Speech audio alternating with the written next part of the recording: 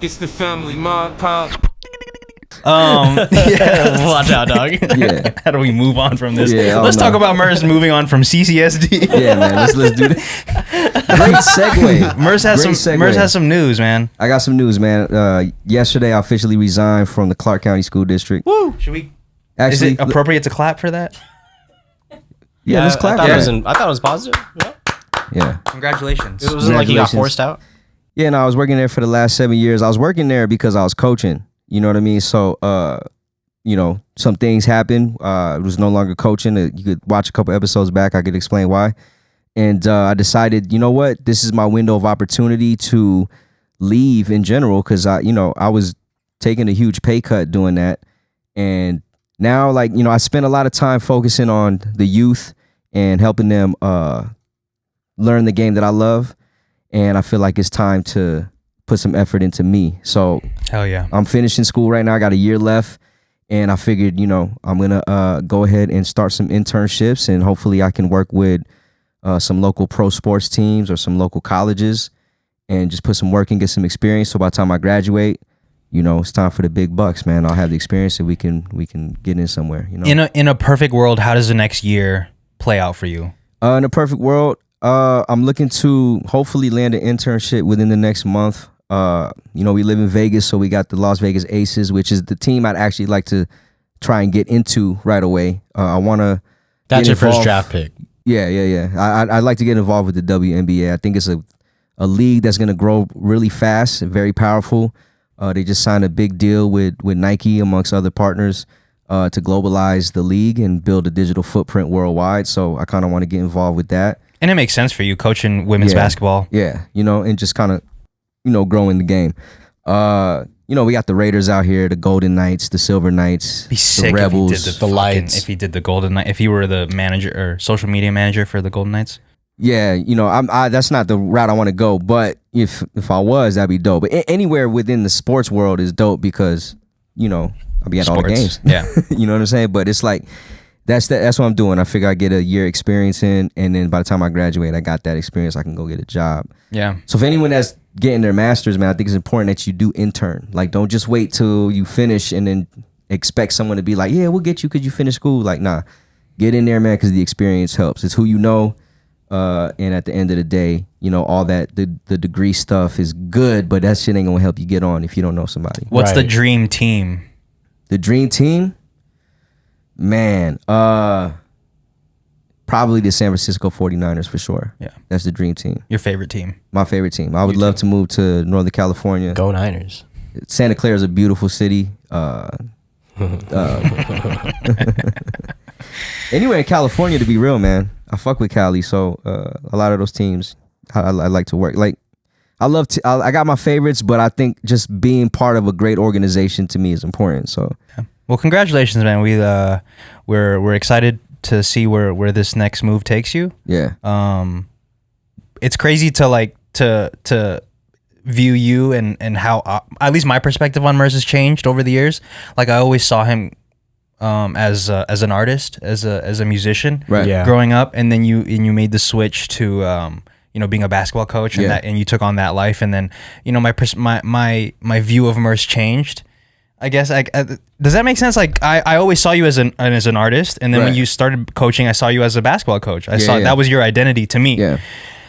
So I'm excited to see where this takes you, and to see you graduate and see what happens. On that topic, though, man, I think everyone should embrace change in your life because you're gonna entertain new chapters. So like, just because you're this career in the first third of your life doesn't mean you'll change up and be something else. Yeah. It's sometimes it might be good for your mental health to move into a new career, move into a new hobby. A lot of the things I do now is stuff that I loved as a kid. I loved music as a kid. I loved sports as a kid. So like, I'm trying to stay in that lane as much as possible. So try new things, man, and you never know. It might be a career for you. Get the knowledge you need to expand and become top notch. Anything I do, I'm trying to be the top notch. Like, you know what I mean? So Yeah. that's why, like, I went back to school. I wanted to learn about the game more. I wanted to be around people that are smarter than me. Yeah. You know what I Yeah. mean? I want to be in those rooms. I like my mentors in the sports game right now are my professors, and they're all doctors in sports. And like, when I mean doctor, it's like, I don't mean like Dr. fixing your Sports. knees and shit, but like they Fixing have your knees. some have kinesiology in there, Right, but right. for the most part, they have at least 10 years of education in the business of sports. So Hell like, yeah. if I'm gonna learn from the best, I want to be around the best. You know feel what I'm it, saying? So that's how we're gonna do it. That's dope, man. Yeah. Shout out to Mers. Thank you guys. But I see a tag here for going back to school. Jay, you said you wrote that? Yeah, I put that on. So today I actually signed up for a class. I think it starts next week. A sewing class at UNLV. What? Really? Yeah. I didn't know that. Hell yeah. Let's get it, Jay. Let's fucking go.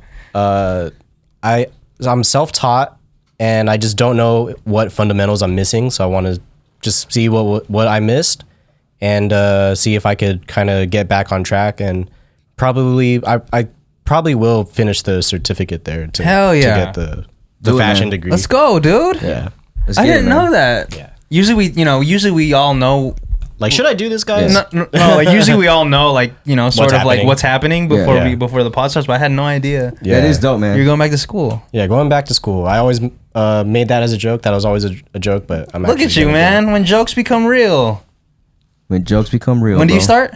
I think it starts next week. Nice. Yeah. So you're the first class you'll be taking is sewing. Yeah, it's a sewing class, and I think it's something as easy as making pajamas, but who knows what But else it's we're gonna principles, though. do. So you take principles. foundational shit. Yeah. And it looks cool. The program looks cool. There's even an upcycling class in there that I'm definitely. Oh gonna hell do, yeah! so. Where was this when you first started? Was Dude, it in existence? when I first started at UNLV, they actually gutted a lot of the creative programs there. Oh. So it was just like kind of bare bones what they were good at, and then I guess they're back into the arts. Yeah. Awesome, man. I'm gonna say this, man, is like a lot of you don't need a college degree to be great at something. Right? Absolutely not. You don't need Nope. that. But one thing that you can get out of education is the network. Yeah. Yeah. That's exactly what I was gonna say earlier. I mean, Yeah. we're hitting on it now, but when I first went to school, I was just going there just to be a student. Right. But I was really lacking like the meeting people. Yeah. You also had The no network. direction. You didn't know what Right. you were doing. Yeah, I had no idea what I was doing, but that's half the game is meeting and You is got to meet these networking. people, man. And, Yeah. and with what I'm doing, I went to Miami to go to a sports conference that they threw, and my objective was to meet as many people. I met my professors. I met some of the athletes on the that play sports for Miami, and I met my classmates. Even just my classmates alone. I got guys in there that want to be sports agents. People want to be in the social media aspect, their Yeah. marketing, and not just guys and girls. You know Right, what I mean? right. So like it's big because this network that you have. For example, like one of my classmates, she dances for the Miami Heat. She's trying to work in the front office. So when she gets her degree, she's already kind of plugged up. So she's going to start working in the front office. But as you grow, you have these connections, and you can advance in your career or help them advance as well. That's tight. So That's like, true. and I'm pretty sure it'll be the same for you because you're going to be around different people who have the same or typical or similar goals. And you never know. Someone could help you get somewhere. You can help them get somewhere. Correct. Yeah, it kind of helps out my 6 degrees of separation. Yeah. And it just helps you learn fundamentals. Yeah, exactly. Yeah. Which you could learn that on your own, but I feel like it is different when you sign up for a class because somebody's holding you accountable to showing up and learning. Yeah. Yeah. Because like you could tell yourself, oh, tomorrow I'm gonna learn this, and that, but not follow through with it Yeah. because you're not being held accountable to It's it. a different structure. Yeah. That's what it is. Yeah, and learning and knowing principles of something can speed up the process. Yeah. Because the thing about even like principles, right? I can teach myself the principles, but then even by doing it, I'm like, I don't even know if I'm doing it right. Right. So let me at least get someone who knows what they're doing to tell me what to do. How long is the program? I don't know exactly because the classes start. They're not like all at once. I Yeah. can't take like 4 classes at a time. It seems to be spread out, so I think it might take like a year and a half, maybe. Yeah. Do you know anybody taking the courses? No. None at all. Interesting, dude. I hella didn't know that this was going on. This is fucking cool. I'm excited for you, man. Thanks. So you're gonna be gone once a week? I think it's 2 classes a week. It might be on the weekend. I'm not sure. Oh yeah. What sort of push you to do it? I've been looking into it because I saw that the program just came up. Maybe I think it came up like end of 2020 or something. Mm-hmm. And it was just something that I thought about, and It's fresh. yeah, it's fresh. And but I kept missing the sign up time because something would come up. Something's always coming up, right? And then it just so happened that they sent me the right email at the right time, and I was like, okay, perfect. I can start this one. This is my now. sign. Yeah. Hell yeah. This was the one. Fucking shout out, dude. Jay's about to be a fucking scholar. I'm a scholar, dude. You're a fucking... All those jokes, man. If people only knew. If people only knew how much you fucking clown me for going to school. And now look at you. What you mean you were trying hard? Yeah. How lame. How fucking lame. No, but it was all in good fun, guys. I mean, obviously he knows. He knows what the fucking degree did for me. I'm playing. Yeah, look at this shit.